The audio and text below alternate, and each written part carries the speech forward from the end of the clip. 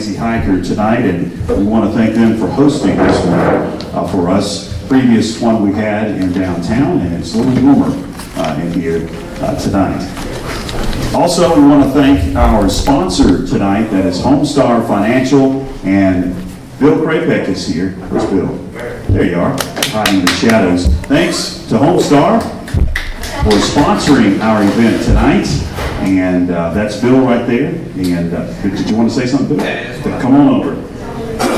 Know that you guys are a big part of our community. Thank you. I just want to say at Homestar that we're privileged to be able to offer this opportunity, sponsor this opportunity. Thank you, Dave, for getting it going, and George for handling this. We love Franklin. We spend a lot of money in Franklin because we love this place. You got some really great candidates up here. Asking some good questions when you get some one-on-one time with them. This is important for our future. We want to see Franklin expand, obviously, in the business that we're in. So I think all these people could probably get it done. So let's listen, and we'll let George take it from here. And of course, go vote. All right, we've got all of our candidates here tonight, except for two. That would be Bob Scott and Billy Mashburn. Me and Dave, talked to them this week, and they have sent some emails that I will briefly talk about here in a moment. Well, let me introduce our candidates for town council in the town of Franklin. Angela Moore, Barbara McCray, Jimbo Ledford, David Culpepper, and Greg Raby. Bob Scott was with us last time. He doesn't have an opponent in the election, but he does like to participate in these forums, and he has been on the town or the mayor for the past 15 years. He says that he has enjoyed it tremendously. He's looking forward to another term as mayor, and he pledges to continue to make sure that the public is kept up to date on what's going on with the town, and he continues to urge the public to take part in expressing their own opinion on how they can do things better, and of course let him know and letting the town board know about their concerns. And unfortunately, Billy, he's been on the board for a few years as well. He had some back issues this week. He actually had a procedure yesterday, so our thoughts and prayers go out to Billy Mashburn, and hopefully he will be back with us soon. All right, these questions that I'm about to ask, we've got time for probably about 6 of these 8 questions. Each candidate will have a minute and a half. Is that right, Dave? Minute and a half to respond to the questions. They were submitted by us, the public here in the town of Franklin and in Macon County. But before I ask the questions, I'll let each candidate tell us a little bit about themselves and give us an opening statement as to why they think that they should be on town board. First, we'll give the mic to Angela. Hi, my name is Angela Moore, and this is my 4th time running for town council. I guess previously it was running for alderman. I run because I want to help people protect their property rights. I want to see our government run fairly and equitably. I want to see our tax dollars handled responsibly. I want to protect our private property rights, and I want to see our laws changed so that not only are we protecting those property rights, but that they can be equally enforced among everybody. The days of the good old boy system need to be over, but they are still running strong. There are the people on the inside and the people on the outside, and it's just not acceptable. I want to see that changed. I want the laws to apply to everyone equally.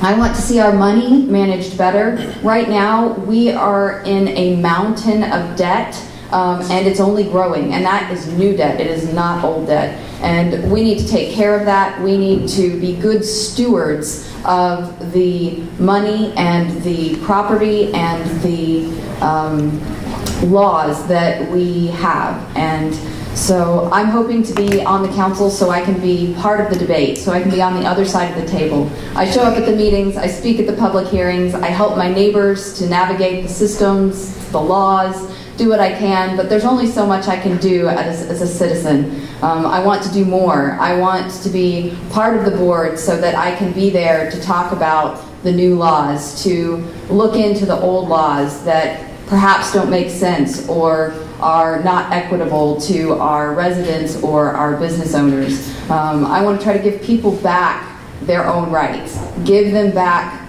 the ability to use their properties.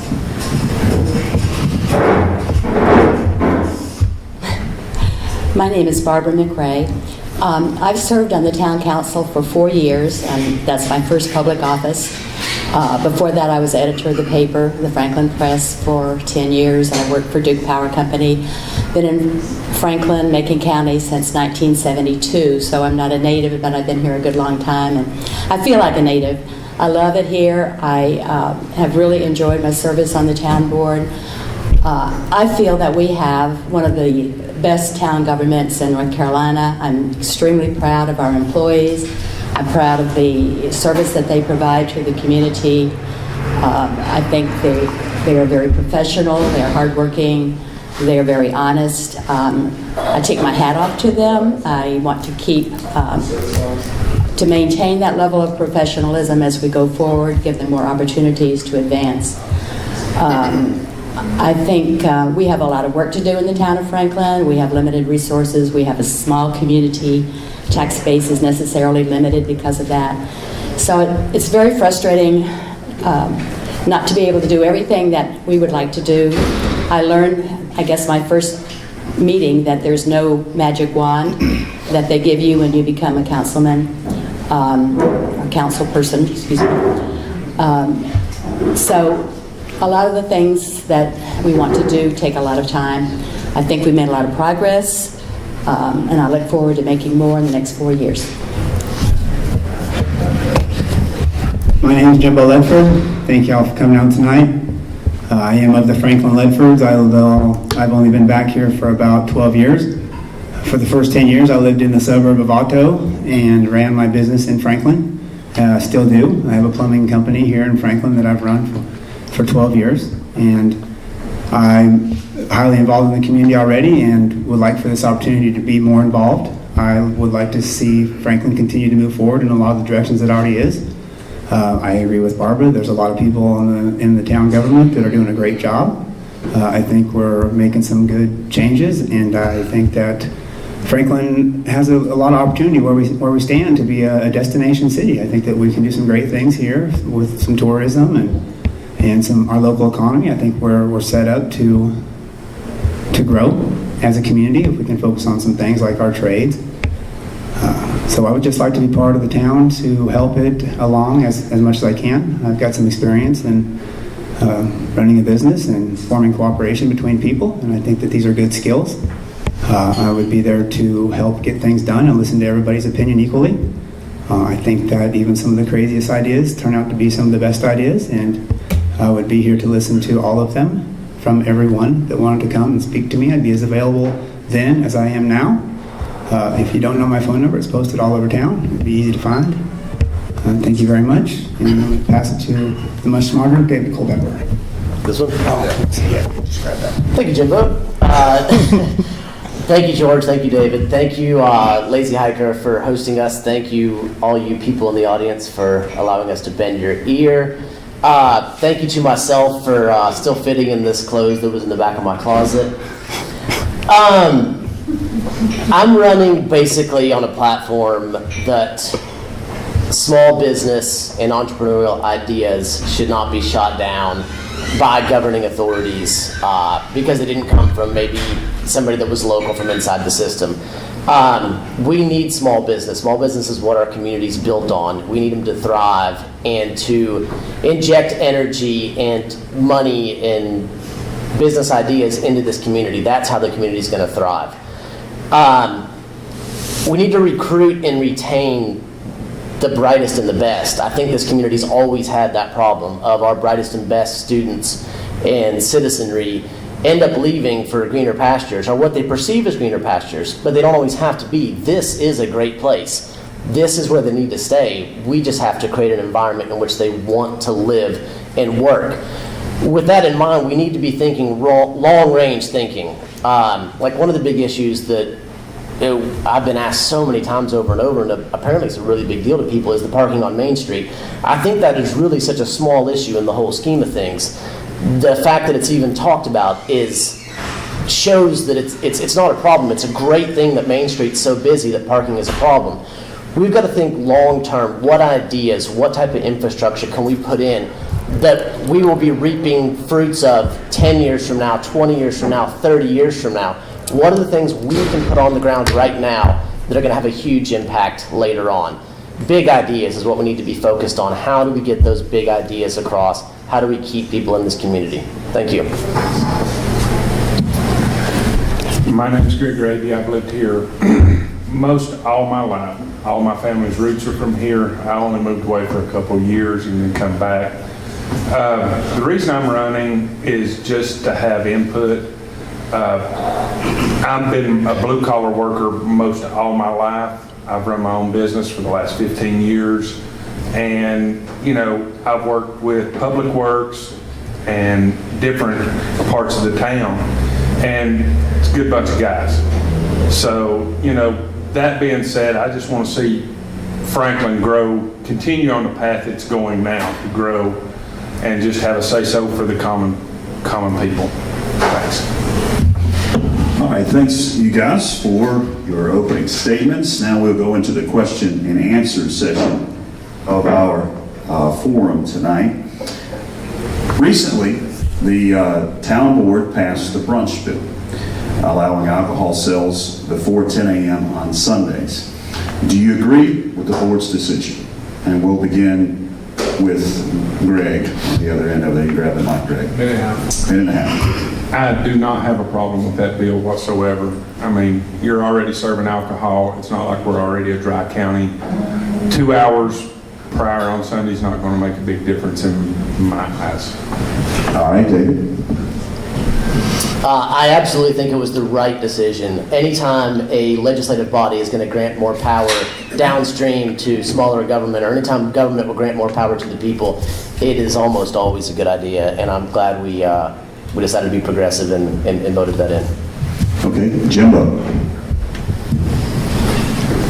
Yeah, I thought it was a great idea on an economic level and a freedom level. I didn't see any problem with it. We're supposed to be grown adults here. I think blue laws in general are unconstitutional, and as many of them that we can get rid of, we should. All right, Barbara.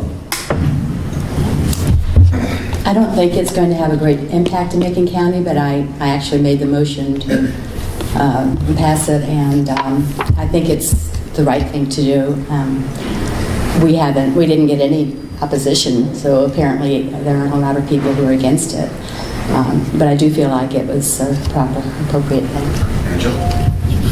Despite the fact that me nor my husband imbibe alcohol, we are strong supporters of the brunch bill. I really wish that we could remove more restrictions, you know, so that we don't have any time on Sunday that it can't be sold.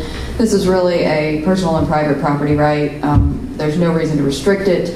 There is certainly no reason for Franklin not to jump on board since the state allows us to sell it earlier. All right, thanks. All right, water issues. There's been discussion over the years of what the town is going to do in future years with water. Do you have a solution? Do you have any ideas on future water issues? And we'll begin with you, Angela. So the town hired an outside firm to estimate before we decided to expand our water plant. So if you didn't know, the town of Franklin is currently building a new water plant. And they hired an outside consulting company, and they also did an internal report that was very good. I was very impressed by the quality and the depth that report went into that was published internally. And that report actually said that we weren't to the point of growth that we needed to replace our water plant. There is often the idea that because we have water and sewer here, that we should do everything we can to expand it as far as we can into the county. And while that sounds really nice, the problem with that is twofold. One, we can't support it. Secondly, our focus has to be on what is best for the people who live inside Franklin and for the businesses that run inside Franklin. We have got to put them first. So as far as water issues, we're not going to have any major water shortage issues, particularly because they went ahead with this water plant ahead of time. And if we just stop giving it away to people who aren't in the town, then we draw businesses into town, which helps the town, as well as reducing our burden on our water system. Barbara?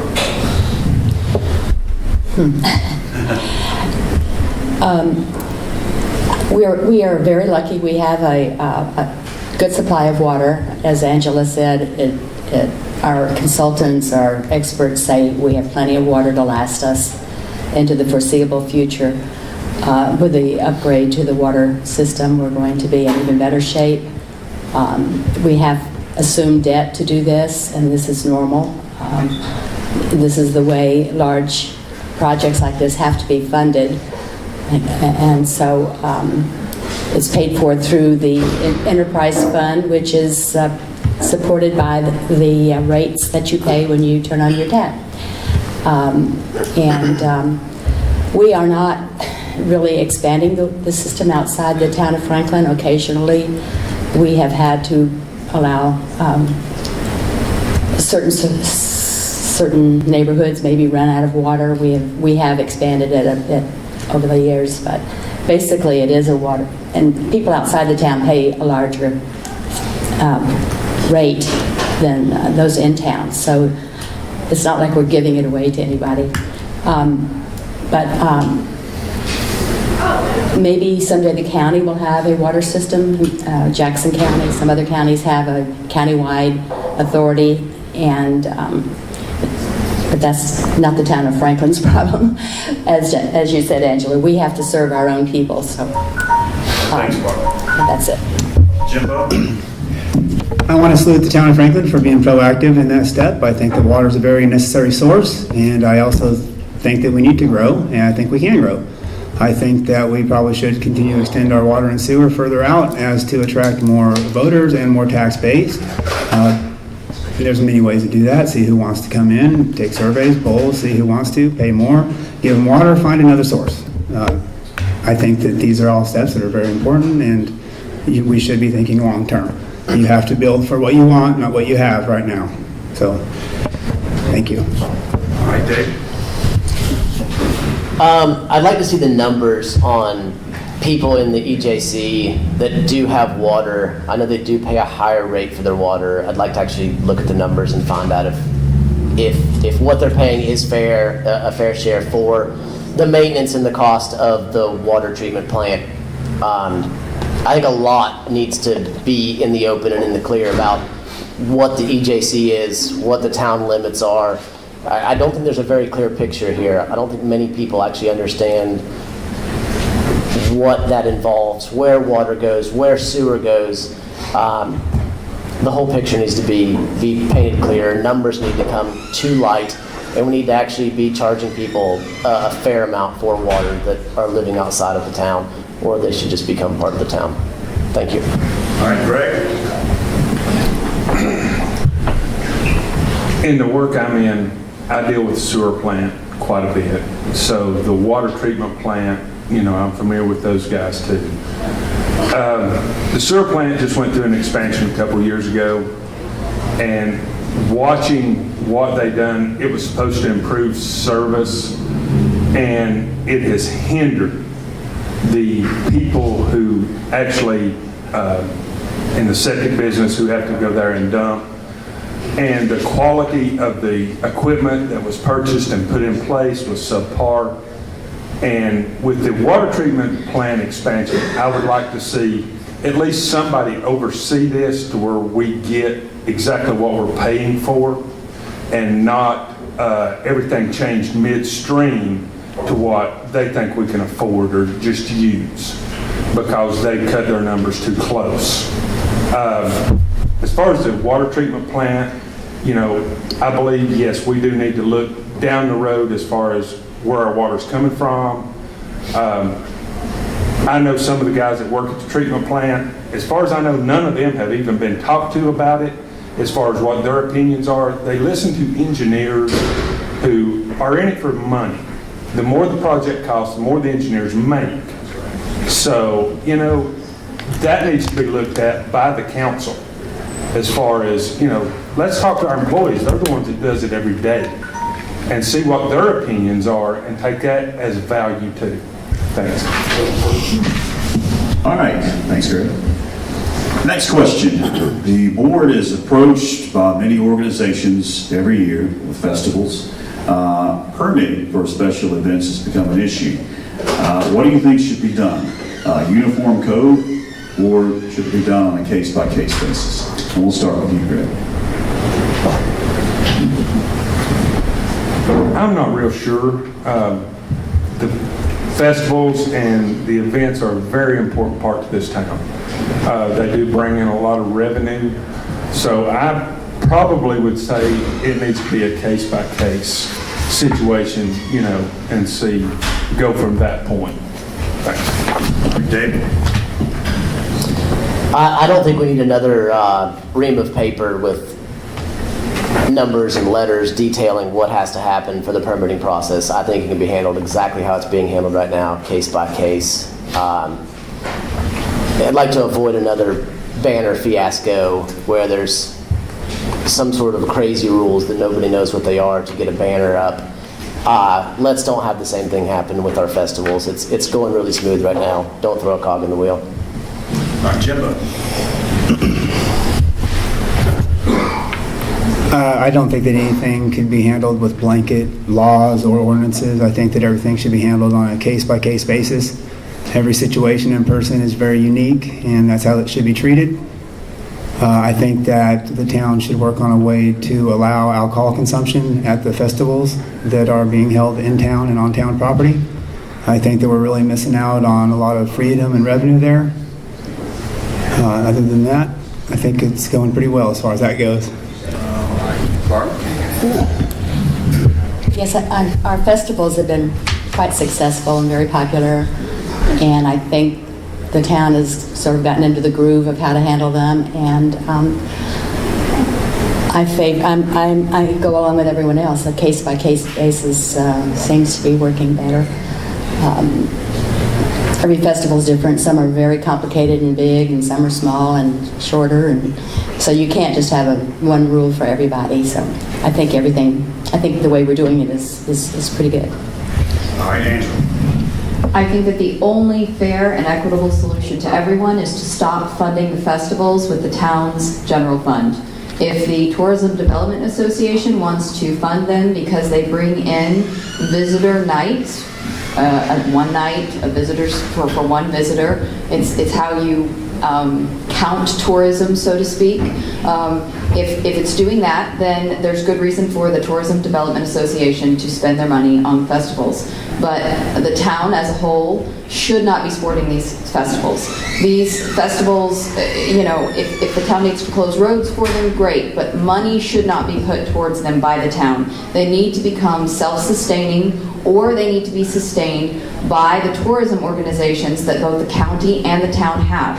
Those monies that the TDA and the county's equivalent have to be spent on bringing people to Franklin. I think there's maybe some slight state cases where if you have large tourism, you can spend some on infrastructure, but for the most part, that money is designated for tourism and tourism alone. So that is where our funding for festivals, Pickin' on the Square, and all of those other venue-related, tourism-related things needs to come from, not from the budget for the town of Franklin. Thank you. All right, thanks, Angela. All right, we'll move on to our next question for the candidates. The gazebo in downtown has been debated for many years about renovations and what should be done.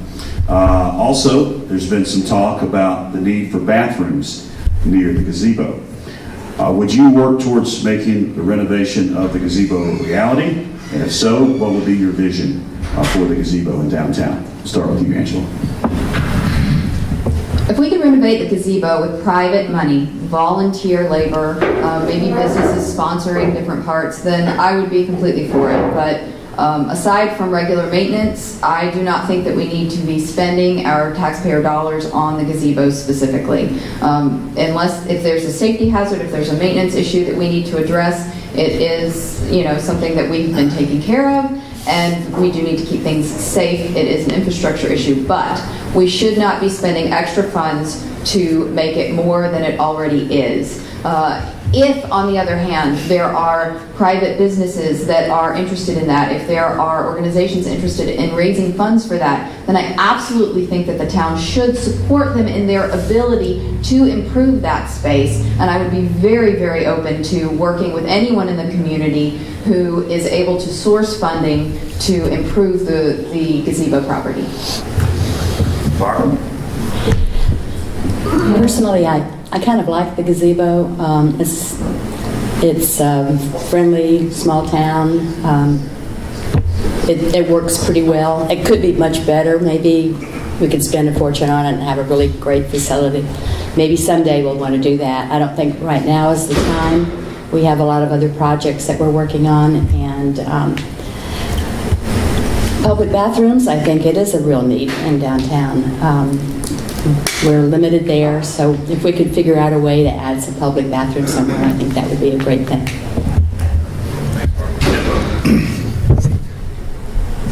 I would first try to research and figure out why the seats in the gazebo square are pointing towards the street and not the gazebo.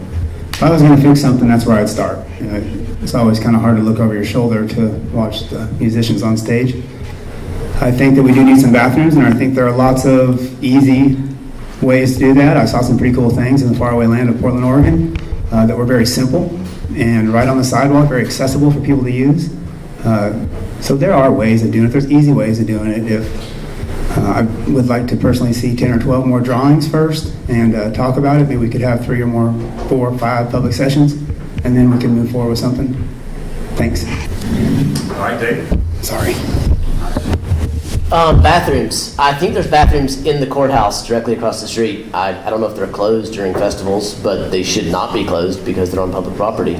So there's your bathrooms. And if they're not adequate, then you can look down the road to maybe adding bathrooms. But let's try to open those first and let people use those. I think the gazebo is functional and okay as it is. I don't think the town should go spending a lot of money on anything to do with it right now. If we want to have designs for the gazebo, go to a community college or Western, somewhere that has a landscape design program or an architecture program, and offer a $1,000 scholarship to the student who has the best drawing, and get 20 or 30 of these ideas and drawings, and then work through that.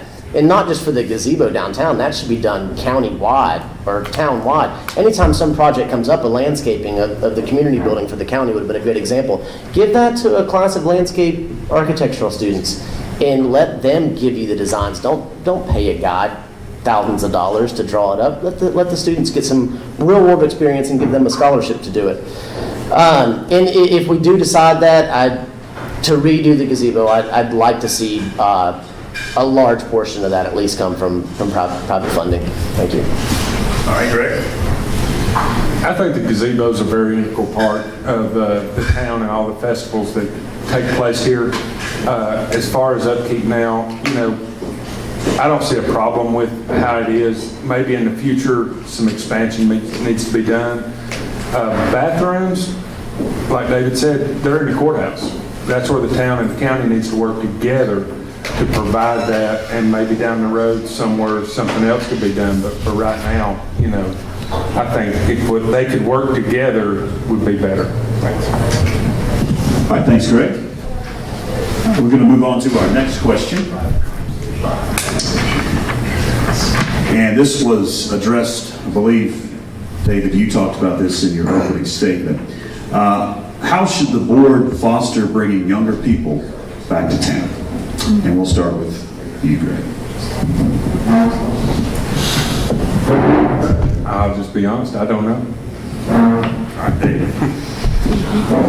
I think it's already happening. I think young people want to be here. Either that or I'm getting older and I think my demographic is young. I don't know. One or the other, but I see my age and I'm like, yeah, young people are here. Downtown's pretty rocking and rolling. East Franklin and West Franklin are both really coming along nicely. I mean, I think the redevelopment in the town of Franklin has been fantastic. One thing I'd like to see that is, maybe is a crazy idea is why there's not residences on the second floor or third floor of the buildings in downtown. It's just always seemed really strange to me since I was a kid that those windows and doors just go to nowhere. It's just a vast wasteland of nothing up there.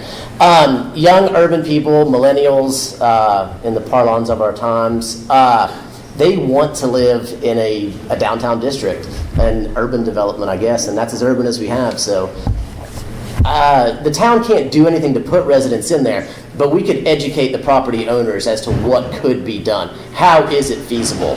Not just no. Let's see if we can get it done somehow. Thank you. All right, Jimbo? I think we have to build the town to appeal to who we're trying to attract. I think that we have to find out what young people like and what they want, and we have to appeal to that. I think that we like festivals and music and craft beer and things of that nature. Young people like the same things that the older generation around here like, from as far as I can tell, beer and music and recreation and the river and mountain biking and trails. And I think we have an opportunity here to offer some good jobs. The economy, I think with the schools and the colleges and the tradesmen to cooperate here, I think that we could offer some jobs that would keep people here, attract people here and keep them here. I think that the trades are lacking and there are ways to cooperate. I think that we need to work together with the county and the town and everybody around the schools and try to build an economy that people are attracted to and want to stay. The jobs are here. We just have to build them. Thanks. All right, Barbara?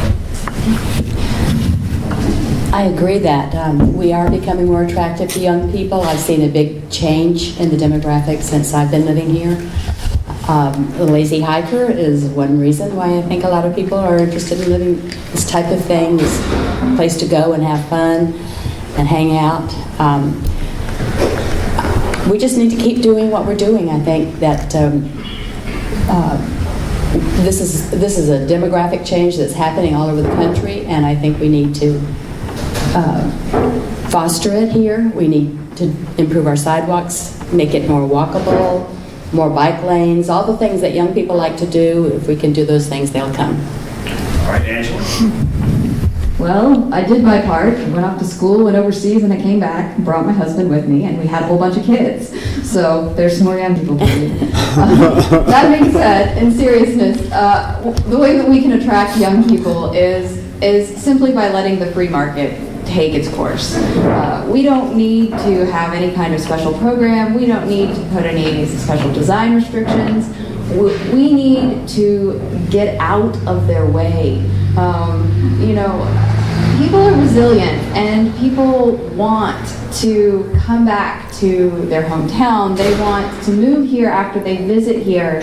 But often, businesses, small businesses especially, trying to get a start, they run into roadblocks because there's regulations. I mean, just tons of regulations. If you haven't ever sat down to read the town code, it is enormous and it just keeps getting bigger. And a lot of the laws in there, they are redundant or they are unnecessary. And what the only purpose that some of them are serving to do is to hold people back who are trying to follow the rules and do things right. They are just more hoops to jump through. So I would say if we want to attract young people, old people, businesses, anyone here, we need to amend those laws, rescind those laws, and we need to just get out of their way so that they can get it done. All right, thanks. All right, thanks, Angela. All right, we'll move on to our next question for the candidates. Some issues have been brought to the board recently about large gatherings of people. Do you think there should be a nuisance gathering ordinance? Start with Angela. Well, seeing as I'm a strong supporter of the Constitution and the right to assemble, I absolutely do not think that we should have a nuisance gathering ordinance. The right to assemble is sacrosanct. We cannot take that away from people. When we start trying to nitpick it and say, this group is okay and that group is not okay, it becomes it becomes unlawful. Now, if a group is causing property damage, we certainly need to address that. If they are causing a littering problem, if they are creating some kind of major safety hazard, we absolutely need to address those things. But as I recall, there are already laws in place for that. We do not need to restrict people's right to assemble. We shouldn't even be able to restrict people's right to assemble. It is a constitutional right, period. All right. Barbara? I don't think we're trying to restrict anyone's right to assemble. The issue that came up had to do with loud noise very late at night, 2 in the morning, that kind of thing, disturbing neighbors. I don't want any more ordinances. I think this would be, we're looking at a noise ordinance. It's kind of hard to exactly define what a noise is. You have to have an instrument, and it's just something that our lawyer's looking at, and I think we may need it, but we don't get that many complaints, and I hate to just create a law when there's no problem. So I'm with you there, Angela. All right, Jimbo? I agree with Barbara and Angela. I'm not in favor of creating more laws and ordinances. So no, in this case, I don't know the circumstance, and I know it would have to be looked at more, but I'm not in favor of creating more laws and ordinances, especially to stop people from gathering in a peaceful manner. Okay, Dave? Nuisance gathering, no. Noise ordinance, probably. I don't think it would be hard to gauge or enforce a noise ordinance. Nuisance gathering, people should be allowed to gather if they're making too much noise. There's decibel meters, certain times, 1 a.m. to 5 a.m. I think that's a sufficient time where people don't need to be blaring loud music. That's it. Hi, Greg. I agree with the rest of them. I think there shouldn't be any more ordinances put in place unless it maybe is a noise ordinance after a certain time at night. All right, thank you. Our next question for the board, for the four candidates. The issue of panhandling has been brought up recently. Do you think the town board should require a permit for panhandling? And we'll begin with you, Greg. Most definitely. I've seen individuals set at stop signs collecting money, and they, once or twice is fine, but when you see them sitting there month after month after month begging, and they're making more money than most people on the streets, yes, something needs to be done about it. All right, David. Panhandling, begging for money from homeless people or charity organizations or both? Wow. People in the street, I think, are already breaking a law, so that's probably enforceable by the town police that they shouldn't be there. There's probably a more appropriate place to ask for donations. I don't know. I don't really want to make any more laws, but maybe just start by enforcing them. There's no loitering policies on private property too. So if somebody's on a shopping center property and the property owner complains, that should be enforceable by the police. Same thing if somebody's begging for money in the street. I don't think they're allowed to be obstructing traffic. So I think all that stuff is enforceable with laws we already have. All right, Jimbo. I think that as long as somebody is following the laws and they're not in the way of traffic and they are not harming anybody, then they should have just as much right to go down to town hall and get a business permit and a business license, as I do, and work their trade. All right, Barbara. Again, these things always seem to be more complicated when they're actually brought to us than they sound like they're going to be. People have rights, and sometimes I may question whether that's really a charity they're collecting money for, but it's hard to prove that it's not a charity, and puts the police in a bind if somebody's not breaking any law. I don't know how you do this. You just, haven't gotten a lot of complaints, and we haven't had any brought before the board, so I don't know what specific issues the question refers to. I know over time, every now and then, something happens and we get, complaints of people standing in the middle of the road asking for money. Please go down and talk to them. We've never really been able to find a legal way to get rid of them. We keep trying, and I'm not a lawyer, so I can't really tell you what the law should be. I don't know if we need another law here. Again, I don't like having so many laws and then, nobody really ever enforces them, so I can't answer this question. It's just too tough. If people are actually physically in the road and it becomes a safety issue, it's a safety issue, period. It doesn't matter if they have a permit or if they don't. They shouldn't be allowed to cause a vehicular safety issue. That being said, if you're talking about panhandlers as people who are on the side of the road begging for money, they're not on private property, they're not loitering on someone else's property, if they're not breaking any laws as far as violating personal property rights, we shouldn't restrict them. These people, they're our neighbors. Are we going to choose to love our neighbors, or are we going to choose to see them as a piece of trash and try to get rid of them? I mean, that is clearly how I see it. Aside from being a free speech and a personal right issue, these people are there for whatever reason. Maybe life dealt them a bad hand, maybe they made bad choices, but we have to decide if we're going to show them kindness or if we're just going to push them aside.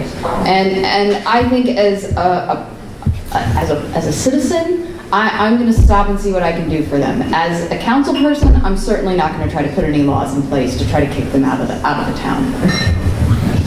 All right, thank you, Angela. All right, final question. A little early tonight, and then we'll have the candidates provide us with a closing statement. And another, I guess you could call it hot button issue. Should the town board look at the sexually oriented business zone and change how far away that type of business can be from a residential zone? All right, we'll start with Angela. Well, I am a huge fan of personal property rights. I think that this particular issue crosses the line into morality issues. Sexual immorality is something that influences an entire community, and while I want to see our property rights protected in every possible way that we can, this is an issue that, just like the reason we don't have prostitution legalized is because it's acknowledged that it is not healthy for a community, that it is bad, that it is a despicable and abominable thing. And I feel the same way about sexually oriented businesses. I believe that anything that is going to have open advertising as a sexually oriented business needs to be restricted in the maximum way allowable by the state of North Carolina and the federal government. It is just not acceptable.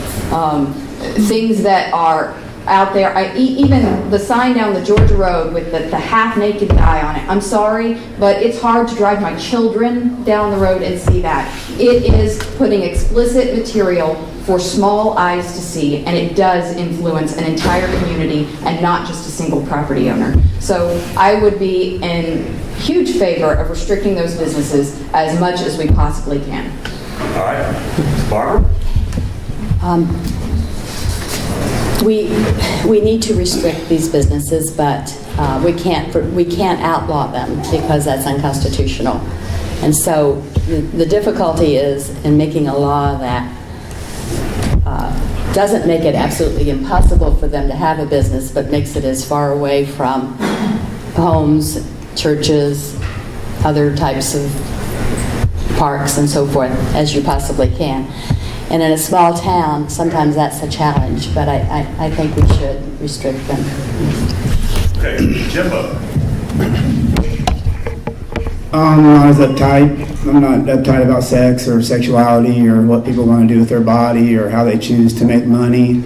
I don't have a lot of moral issues to be on the board. I think you're supposed to be a person that is open-minded to every person and every trade and what people do.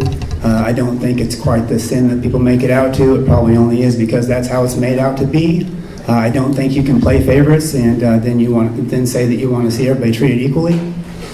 So I would just say that, sure, there probably should be some regulations, but they should be shown the same regulations that every other business owner in town is shown.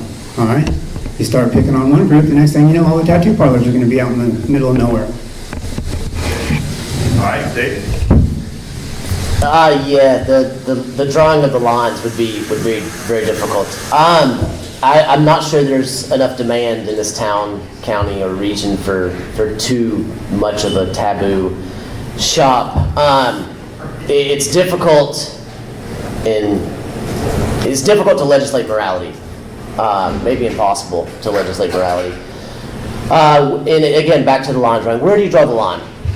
Is a lingerie shop a sex shop? I mean, is a mannequin with lingerie on in a window of a shop downtown, does that violate a sex law? And there's varying degrees of taboo. I don't know what the current setbacks are from a business or a school or a residential area. If they make sense, I don't think that they would need to be more stringent. Again, it's a demand thing. I don't see this being an issue. It's more of a gotcha question, I guess. Yeah, I can't envision this being an issue, and I would probably not be for more stringent laws than what are already on the books, because it's varying shades of gray. It'd be very difficult to punish one business because it's considered too sexy, and grant another person's business because it's not quite sexy enough to regulate. All right, Greg? I agree with what the town board has already done as far as the setbacks, and I think they should just continue with the path they've gone, and I would support what they've done so far. Okay, well, that's the question and answer session of our candidate forum tonight. Now we're going to give each candidate an opportunity to have a closing statement and tell folks why they should vote for him. And Greg, we'll begin with you. Appreciate you coming out tonight. As you probably can understand, I'm pretty straightforward, I'm short, and to the point most of the time. So I'd appreciate your votes. Thanks. I think you have a tough choice. I think you have 5 candidates here that are excellent. Billy Mashman's not here. He's the 6th candidate. He's an excellent candidate as well. You're going to end up voting if you vote, and I encourage you to vote for 3 of the 6. I think any 3 you're going to be fine. I, of course, want your vote. I think my vision and my energy, my big ideas would benefit the town. Get out and vote. You're not going to do anything wrong. I love being involved. Making things happen is kind of my art. I want to be involved with the town. It would not be a 1 hour every Monday a month job for me. It would be something that I would follow after, like I do everything else. With everything I've got, I would strive to be fair and just and listen to everybody's voice and opinion, like I believe a public servant should. I would really appreciate your vote, and if you vote for me, I will make all of your wildest dreams come true. I cannot promise that. However, I do hope you will vote for me. I'm really deeply committed to the town of Franklin. I've been very, very much involved in a lot of projects having to do with the town. I'd like to see us have more sidewalks. I'd like to see us improve have more green spaces. I'd like to see the River District develop in a beautiful way as it is coming along now. I've been involved in all of those projects. I'd like to see us continue to have fascinating festivals that bring people and bring more people to town, and I'd like to help businesses develop. I've been on the Economic Development Commission. So I just want to have the chance to continue as I've been doing, and if you think I've been doing a good job, I'd appreciate your vote. Angela. I hope you'll vote for me, Angela Moore. I I have a heart for helping the people of this town. I am practical, I am pragmatic. I spend an enormous amount of time reading about our laws and researching our budget. I have a lot to offer. I want to see our laws be less and neater. I'm practical, I'm pragmatic, and I can get it done. The budget, we didn't really have any questions that touched on it, but we're in debt. The town has, I think it's roughly around $20 million of debt after the water plant is added onto that. We pay $1 million on those debts every year. To give you some idea, the town's budget is, I think, $8.5 million, maybe $8.7 million every year, and we have $20 million of debt. As your council person, that would be a priority to me, seeing that reduced and making sure that we don't get to that point again. There's a lot of places that we can trim off the fat, and there's a lot of ways that we can continue having value-added services without breaking the bank. Thank you. Okay, we want to thank our candidates tonight. Give them a big round of applause. Great candidates we've got for town council in the town of Franklin. And I want to encourage you, after they get off the stage here, to get to know your candidates here. I'm sure they would love to speak to anybody and answer questions that you may have. I want to thank Homestar Financial for sponsoring this tonight, along with Dave Lynn and myself. We put this together, and hopefully you've enjoyed what we have done tonight and what the candidates have brought forth. And I want you to go out and vote, of course. Early voting is underway right now. You can vote in the courthouse in downtown. All right, thanks.